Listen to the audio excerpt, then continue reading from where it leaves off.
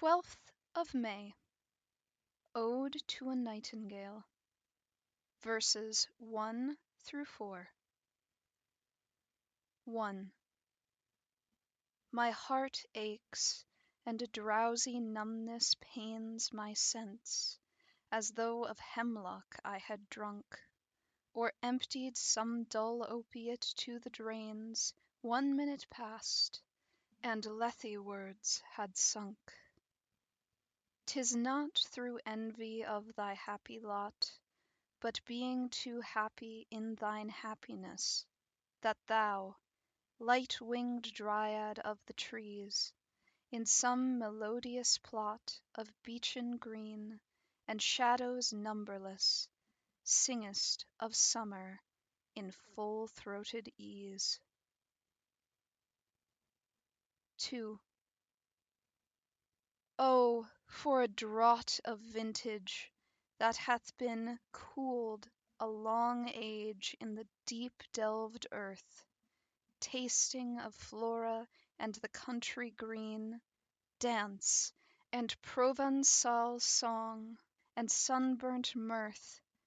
Oh, for a beaker full of the warm South, full of the true, the blushful Hippocrene, with beaded bubbles winking at the brim, and purple-stained mouth, that I might drink, and leave the world unseen, and with thee fade away into the forest dim.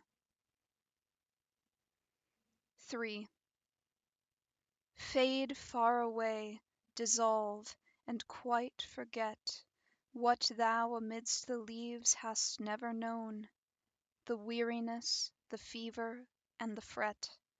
Here, where men sit and hear each other groan, where palsy shakes a few sad last gray hairs, where youth grows pale and spectre thin and dies, where but to think is to be full of sorrow, and leaden-eyed despairs, where beauty cannot keep her lustrous eyes, or new love pine at them beyond tomorrow.